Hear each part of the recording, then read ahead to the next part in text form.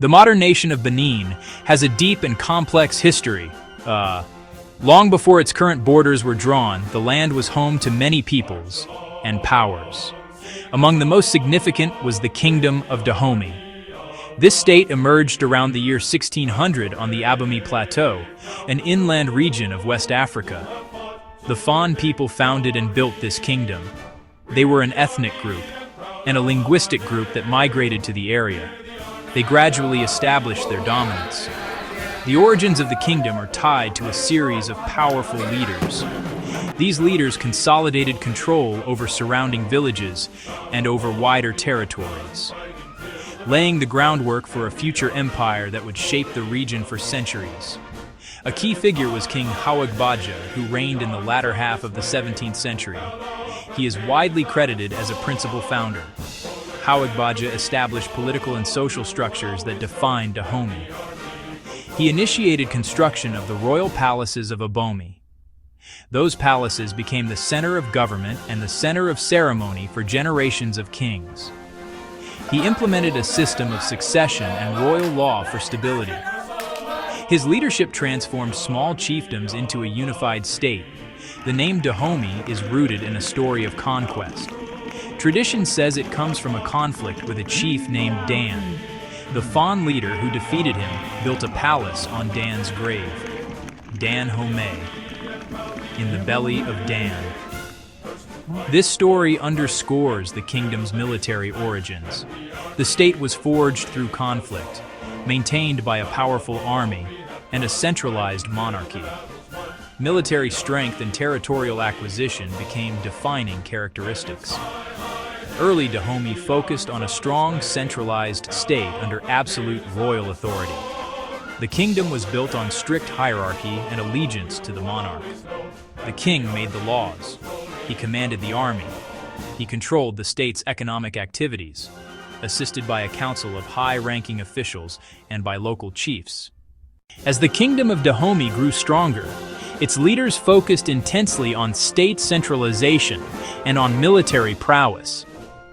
The kings, known as the Ahosu, held absolute power and were considered semi-divine figures. Life revolved around the royal court in Abomey, political administration, religious ceremony, and economic control. The king appointed officials to oversee tax collection and to oversee military campaigns, ensuring that all power flowed from the throne. This system allowed remarkable efficiency in governance and in warfare. The palace itself was a sprawling complex, constantly expanded by successive rulers who added buildings and fortifications, reflecting the growing might of the monarchy.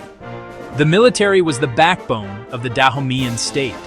The kingdom maintained a large and well-organized standing army, which was a rarity in the region at the time. This army was not just for defense, it was the primary tool for territorial expansion and for the capture of people who would be sold into the Atlantic slave trade. Each year, the king would hold a grand ceremony known as the annual customs, where he would announce the military objectives for the coming year. These campaigns were carefully planned and executed, targeting neighboring states to acquire territory, tribute, and captives. The army's success was crucial for the kingdom's economic prosperity and political dominance. In the early 18th century, under King Agaja, Dahomey began a determined push toward the Atlantic coast. The primary goal was to gain direct control over European trading posts in coastal towns like Alada and Wida, also known as Wida. Until then, Dahomey had to trade through coastal intermediaries, who controlled access to European merchants and took a share of the profits. By conquering these port cities, King Agaja and his successors could trade directly with the Europeans, primarily exchanging captives for firearms, gunpowder, textiles, and alcohol. This direct coastal access altered the balance of power, making Dahomey preeminent. The conquest of Wida in 1727 was pivotal, solidifying control over a major section of the slave coast. The expansion of Dahomey to the coast was inextricably linked to its deep involvement in the Atlantic slave trade. For nearly 2 centuries, the kingdom was one of the most significant suppliers of captive Africans to European traders. The wars of expansion were not just for territory. They were slave raids on a massive scale. The Dahomean army would attack neighboring communities, capturing thousands of men, women, children.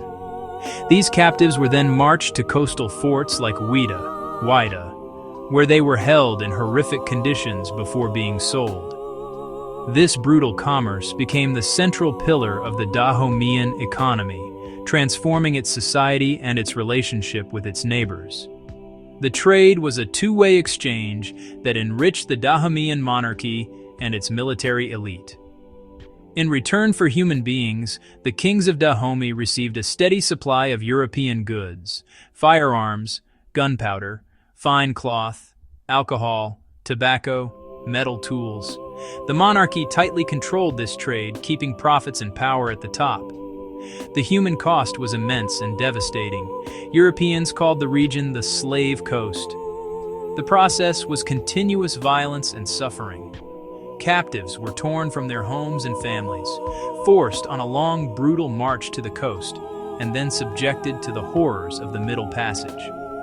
For targeted communities, fear was constant. The trade depopulated vast areas, destroyed societies, and created a legacy of trauma and mistrust. The slave trade brought wealth and power, but created dependence. The kingdom's economy relied almost entirely on trading people for foreign goods. When European nations began abolishing the trade in the 19th century, Dahomey faced economic crisis. British naval patrols tried to blockade the coast, and demand for captives dwindled.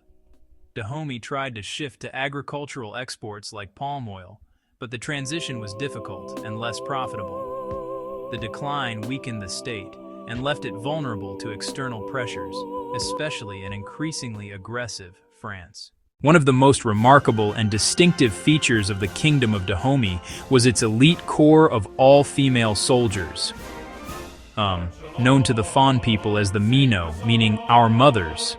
They were dubbed the Dahomey Amazons by European observers astonished by their existence and fighting prowess. Not merely ceremonial, a fully integrated, highly effective part of the Dahomean army.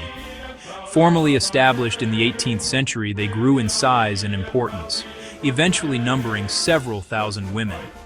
Officially considered wives of the king, forbidden from having children or relationships with other men, dedicating their lives to military service. Training was notoriously grueling, to build toughness, discipline, fearlessness, intense physical conditioning, hand-to-hand combat practice, muskets, machetes, spears, simulated battles and endurance tests, running through fields of thorny acacia bushes, forged into a formidable fighting force, often seen as more courageous and effective than male counterparts. Known for ferocity and willingness to fight to the death, in battle they served multiple roles: king's personal bodyguards, forming a protective ring at the palace. On campaign, they formed a protective ring around the king. Frontline assault unit, often leading charges against fortifications. Their ferocity was a psychological weapon, striking fear into enemies. European accounts praised their bravery and skill. They took part in major campaigns, slave-raiding expeditions, and later, wars against the French. The Mino challenged assumptions about gender roles in pre-colonial Africa, a powerful institution within a patriarchal society, women with authority and martial importance. Loyalty to the king alone, their status set them apart. They symbolized the king's power and Dahomey's ability to mobilize for war. Their story remains a powerful symbol of Dahomey's military culture and a lasting legacy in the history of female warriors. By the late 19th century, the scramble for Africa was reshaping the continent. European powers raced to claim colonies. France had a trading post at Porto Novo, a coastal city east of Dahomey, and began asserting greater control. Tensions rose between France and the Kingdom of Dahomey over territorial disputes and control of trade routes. France pushed inland, clashing with a kingdom that fiercely guarded its sovereignty. That clash turned to open warfare. The First Franco-Dahomean War erupted in 1890. The Dahomean army, including the Mino, fought fiercely, inflicted heavy casualties, but were ultimately outmatched. French forces had superior weaponry, machine guns, modern artillery, giving them a decisive edge. After a series of battles, a peace treaty was signed, but it was an uneasy truce. France consolidated power and another confrontation loomed. The Second Franco-Dahomean War began in 1892, a full-scale French invasion. Dahomean resistance was brave, but could not stop the well-equipped French advance. In 1894, the French captured Abomey. The city was burned, and the kingdom defeated after nearly 3 centuries. King Béhanzine refused to surrender. He led resistance, was captured by the French. Instead of execution, he was exiled to Martinique, later to Algeria, dying in 1906. His exile symbolized total subjugation. With Béhanzine removed, France dismantled the monarchy and incorporated the territory into its colonial empire. The land became the French colony of Dahomey, part of French West Africa. A new era of foreign domination began. Under French colonial rule, the territory was administered as French Dahomey. The primary focus of the colonial government was economic exploitation. The French developed infrastructure such as railways and roads, but these projects were designed mainly to facilitate the extraction of resources for export to Europe. Palm oil, palm kernels replaced slaves as the region's main exports. The French imposed taxes and forced labor policies, fundamentally altering traditional economic and social structures. This period lasted more than 6 decades, imposing a new language, legal system, and political order upon the population. Despite its oppressive nature, colonial rule led to a Western-educated elite. Schools trained Africans for low-level roles. Some excelled and studied in France. Their achievements earned the colony the nickname the Latin Quarter of Africa. This educated class formed the vanguard of the independence movement. Following World War II, decolonization gained momentum. On August 1, 1960, the colony was granted full independence, and the new nation took the name Republic of Dahomey. Hubert Maga, a political leader from the north, became the country's first president. However, the early years of independence were fraught with instability. The new nation was plagued by deep regional divisions and ethnic divisions, which were exacerbated by a struggling economy. Political life was dominated by a rivalry between 3 main leaders: Hubert Maga from the north, Suru Migan Apathy from the southeast, and Justin Ahomadegbe Tometin from the central region, each representing a distinct geographic and ethnic power base. This intense political rivalry plunged the country into a prolonged period of turmoil. Between 1963 and 1972, the Republic of Dahomey experienced a staggering number of government changes, including 6 successful military coups and several attempted ones. Power shifted constantly between the 3 civilian leaders and various military figures.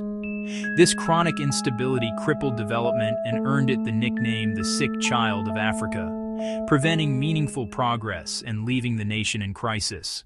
The cycle of instability culminated in a final decisive coup on October 26, 1972. Major Mathieu Caricou seized power and declared an end to the political chaos. He established a military government, claiming to bring order and revolutionary change.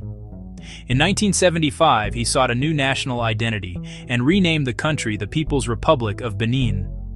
The name came from the Bight of Benin, the coastal body of water, intended as a neutral term not tied to the Fawn Kingdom.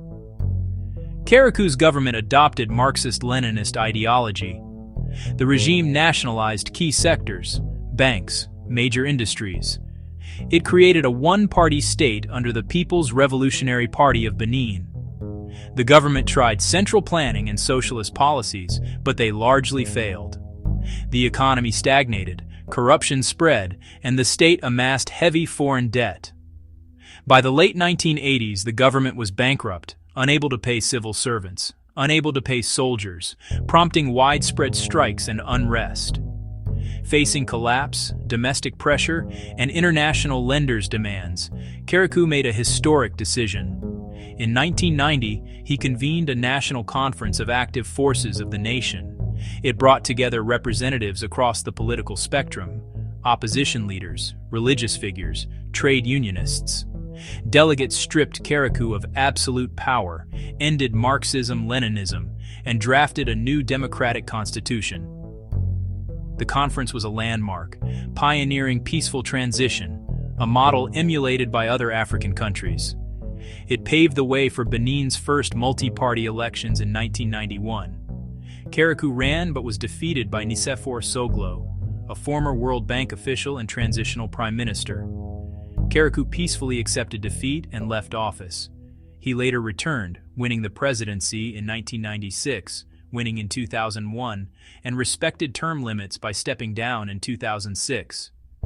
This peaceful transfer cemented Benin's reputation as a stable democracy.